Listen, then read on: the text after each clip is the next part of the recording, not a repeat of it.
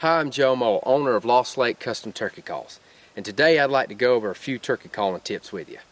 Let's start off with a mouth diaphragm. This is what we make on our website. That's what I specialize in. I've been calling turkeys for over 20 years, and I have found some good combinations here. This right here is a 2.5 reeded ghost cut. It's what I call the sweet sassy hen.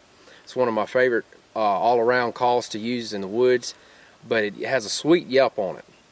To get a sound out of a mouth call, what you want to do is you want to put it in your mouth on top of your tongue, and you want to take the call and push it to the roof of your mouth. And what you're going to do is you're going to take air, blow it over your tongue and under the reeds. That's what vibrates. You create kind of a little channel on top of your tongue, blowing over your tongue and under the reeds. That creates a vibrating noise. I'll demonstrate.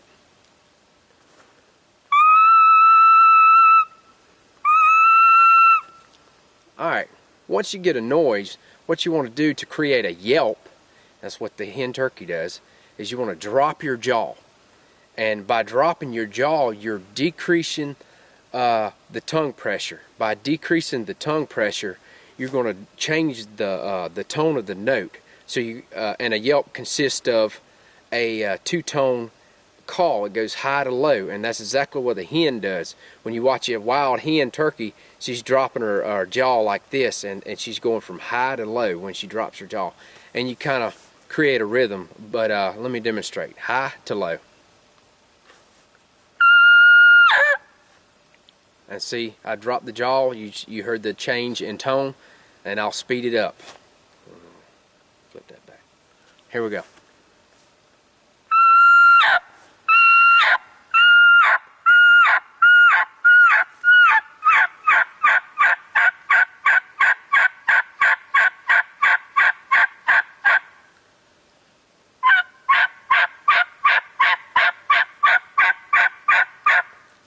And that's the yelp of a wild turkey. Alright, you just noticed I did a yelp of wild turkey. And what you want to do too is on the tape, you want to trim it so that it fits your mouth. If you're biting down on it with your teeth, then that means there's too much tape around the call. So trim it down to your own personal fit. I don't like much tape at all. So, but the next tip I want to talk about is how to cluck on a mouth call. And what you do, you put it in your mouth, and you're going to create a short little burst of air. You're controlling it with your diaphragm. It's coming from inside. Short little burst of air, but you also want to pop your lips at the same time. So you don't want to continue with your flow of air. You just want to hit it hard and cut off, but use your lips to do that. And this is the cluck of a wild turkey.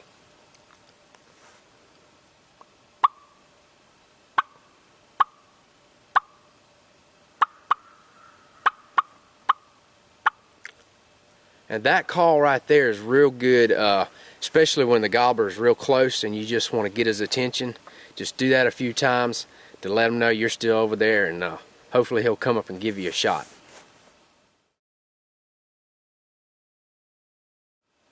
Okay, you're out there in the woods and you're wondering, how in the world do I call to this gobbler? Well, as a general rule, the further a gobbler is away from you, the louder you need to call, so that he can hear you, of course. And then as he gets closer, you're going to tone your calling down, because you want him to come looking for you. You don't want to sound so desperate. So you want to call less, and you want to call softer as he approaches. And when you see that gobbler, as long as he's coming, don't say a word. Just let him come on in, and hopefully you'll get a shot. Okay, the next tip I want to talk to you about is the kiki run. And a lot of people think, you know, this is a fall call, but you can also use it in the spring, especially early in the spring when the hens are still bunched up. It's a good way to call that whole flock to you when that gobbler's hung up. Okay, the kiki run, it's a whistle. It's kind of like if you've ever heard a wood duck whistle when he's flying, kind of sounds like that. But what you want to do is you want to do, you got to have the right call, of course. You can't have a very raspy call to do this. But what you want to do is you want to whistle, kind of It's a lower note, and then you're going to increase tongue pressure to hit those last two notes, and then you may drop it into a yelp. But what I use is a ghost cut. It's 2.5 reed for the kiki. This is what it sounds like.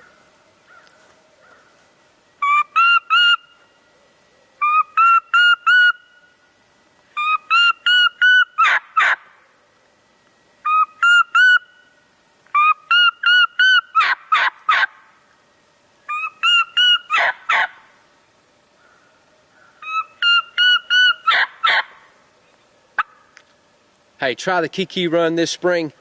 It may just be a game changer for you.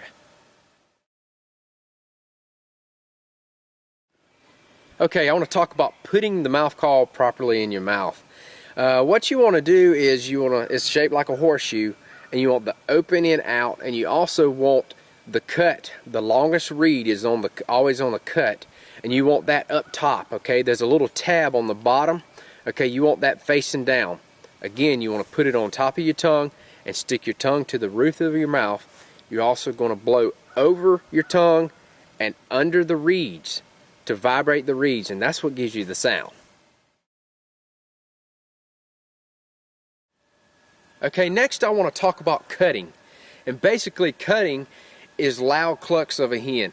They're a little bit raspier, got a little bit harder pop, and that's when she's very exciting, or maybe mad at another hen that she doesn't know.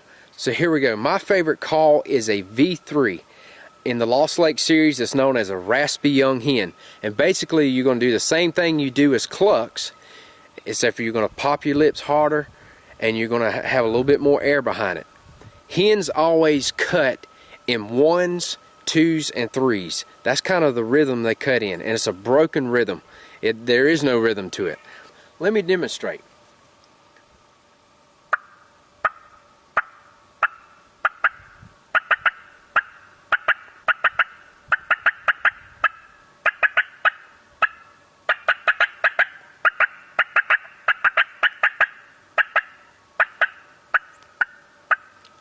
Hey, try that on a dominant hen. A lot of times you can make her mad, and she'll bring the whole flock to you, and that gobbler will be falling right behind. Hey, next I'd like to talk to you about purring. And it's a soft call that hens like to do when they're scratching around in the leaves feeding for bugs and insects. But it's a very good call to use when you're trying to pull that gobbler in that last 20 yards. To purr, you need to be able to roll your tongue. You know how in Spanish you can roll your R's, like that. That's what you want to do. You want to roll your tongue to create the purr. There's not much tongue pressure at all. I like to move the call a little bit further back in my mouth, and you also have to have a 2-reeded or 2.5 reeded call to do this, to be able to purr real easy. I like a 2.5 reed ghost cut, or I like a 2-reeded batwing cut. Both of those will purr good for me. Basically, the saliva that is on the tape of the call is going to hold it in place once you put it up there. The adhesive bond or cohesive bond, whatever it is, will actually keep the call in place as you flutter your tongue.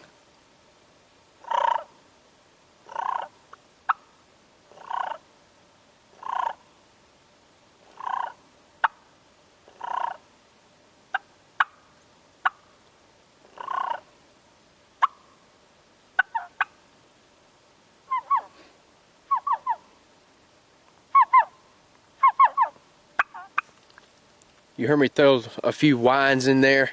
They'll do that too. It's like a woo woo woo woo woo. It's the same thing as a kiki run, except for a lot less air pressure. Very little air pressure to do that. I also threw some clucks in there. That's to add realism. If you do that along with scratching in the leaves, it's a deadly combination and can pull that gobbler in that last 20 yards that you need to get a shot. Okay, one hunting tip for you. Don't forget about the other sounds that turkeys make other than vocal. They're constantly walking through leaves and scratching in it. So if you're sitting there and you got a gobbler hung up, or if you want to convince a gobbler that you are a hen turkey, you want to scratch in the leaves, and you do that by going 1, 2, 3. It's 2 short little scratches and 1 long one, and you just keep on repeating that about 3 or 4 times, you'll sound like a hen feeding in the leaves. So it goes like this.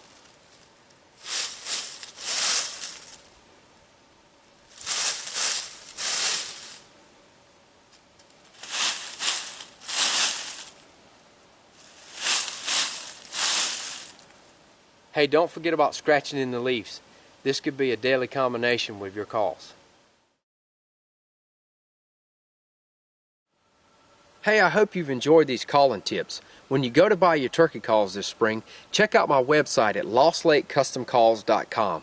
The turkey calls are $5 a piece. You can get my designs, or you can go to the You Build It tab and design your own, and I'll build it for you. The shipping is free. Good luck, and God bless you this turkey spring.